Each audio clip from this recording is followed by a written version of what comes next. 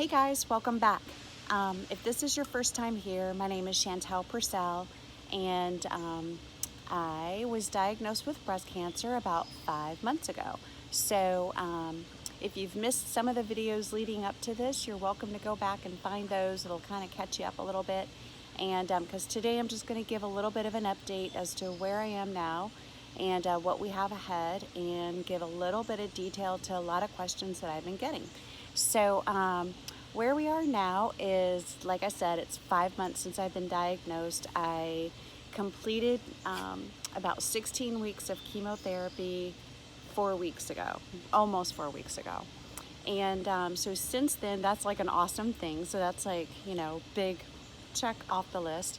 And since then, for any of you that might be coming behind me, I'm going to share a little of like what the last 4 weeks has been like. So, of course, my last treatment drug for breast cancer was Taxol. So I was on Taxol for the last 4 of the 8 chemo treatments.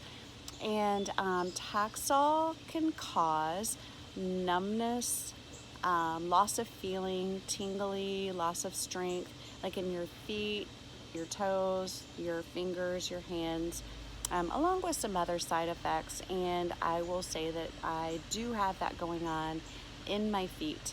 Definitely in the toes of both of my feet. One of my feet is more, it's like half of my foot, including my toes, are numb. So I've done a little bit of research, and it looks like that could be the case for like 3 to 5 months following chemo. Hopefully it'll go away. There is a chance that it may not, and might just become one of those things that we have to learn to live with. So I'm able to get around and to walk and everything, but I'm really aware of it's kind of like walking on your foot that's totally asleep, and where it's kind of borderline, it's uncomfortable. I won't say it really hurts, but it's uncomfortable. So, you know, again, another new normal. So that's going on. As far as like hair and stuff, I'm actually seeing, and I might show you at the tail end of the video, I'm actually seeing like teeny tiny little hairs on my head that are wanting to come in. But at this moment, it's so much that you literally have to be up close on my head, super close to even see it like in the right light. Otherwise it just doesn't even show up. These little tiny little hairs everywhere. And so that's kind of exciting. So that's kind of where we are from the last chemo treatment. So what we're doing now is gearing up for surgery, which is, goodness, less than a week away, and having a double mastectomy without reconstruction. And that's not really, it's not by choice, the reconstruction part being delayed. It's just sort of how it has to go for my particular kind of cancer. And I'm going to back up and say that through this whole experience, I've learned so much about breast cancer, and that there are so many variables with breast cancer. So, and I'm probably not going to describe this perfectly medically, but there are different types of breast cancer. Some are like different hormone-based factors, like estrogen, progesterone, and HERS, HERS. Those are 3 hormonal-based types of cancer. Now, there's also one called, and so you can have any of those, any combination of those. So as you can see, there's a lot of different combination possibilities. Another possibility is triple negative, meaning you have none of those. It's not going to respond to any type of hormonal type treatment. That's what I have. Yay. With that being the case, that it's triple negative, also coupled with the growth rate in which mine was growing. We caught it, I think, early on, but it already jumped from the breast to the lymph nodes. So that made it automatically stage 2, and definitely changed the ball game because of my age and some other variable factors. The prescribed treatment for me is chemotherapy, followed by a double mastectomy, followed by 5.5 weeks of radiation, and then I can have reconstruction at least 6 months after radiation. So from today until reconstruction is going to be a minimum of 9 months. So I'm going to talk a little about the surgery stuff. So a lot of gals get to go in who have breast cancer are able to go into the hospital, and they walk in with breast and they walk out with breast. And I would venture to say that this might even be the majority of women who have breast cancer, which is wonderful, wonderful. And they may not leave with a full implant, but they would likely leave with an expander. There's a lot of little background information. I won't get into all of the details, but an expander is kind of what it sounds like. It's sort of like an implant. It goes under the skin and it's slowly inflated over the course of a couple of weeks to sort of stretch that skin again and prepare it for the implant.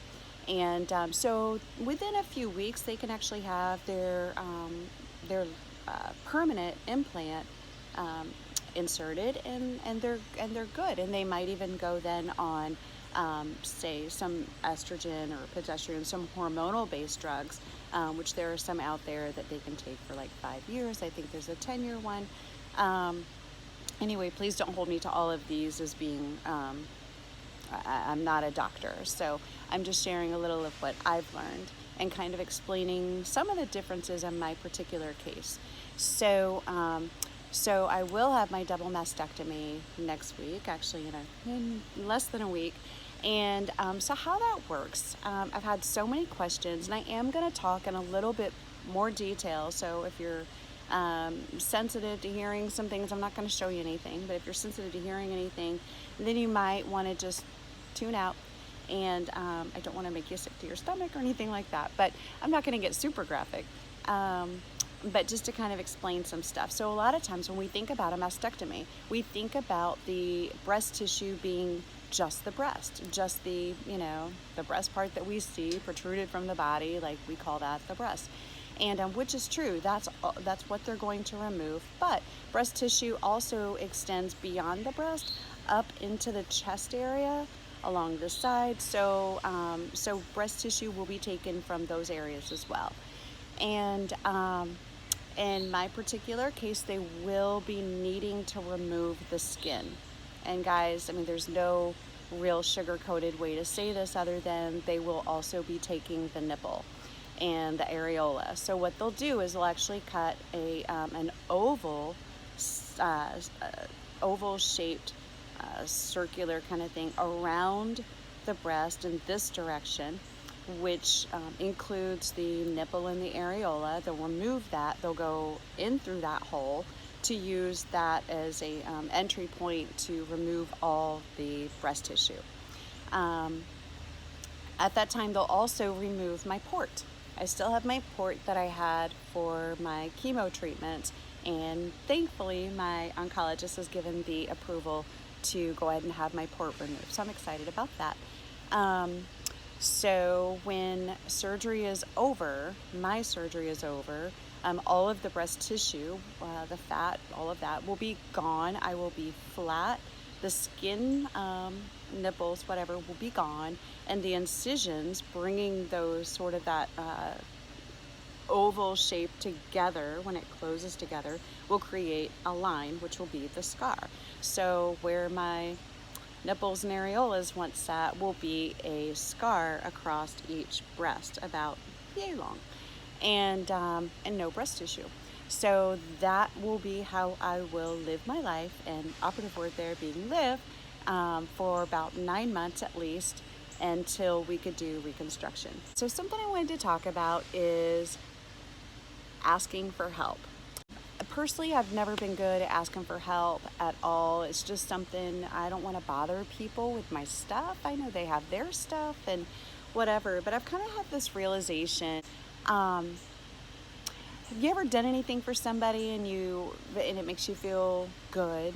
And there's nothing wrong in that. It makes you feel good. It makes you feel good about that you were able to help somebody. So I've always been on the other side of the giving side and not the receiving side of this. So what I've learned is that by letting someone do something for you, you're really doing something for them. It's a beautiful little exchange. And so I encourage anyone to really to not hesitate to be on either side of that.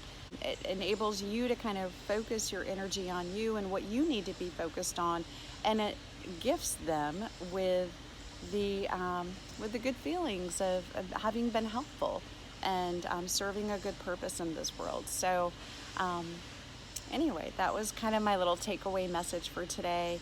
And thank you for this is where I always get like emotional, because it's honestly it's the beautiful love, the outpouring of support and encouragement, and all of that, the prayers, the friendship that strengthens me for this fight. You guys are fueling my fight, and that's just not lip service. I mean, it's so sincere, and what you've done for me so far is incredible, and it's given me every bit of strength and hope and faith and courage, and just everything that I've needed to continue on this path. I mean, we are one leg down, but we've got like at least 3 legs to go. So I mean, we're only like a quarter of the way there.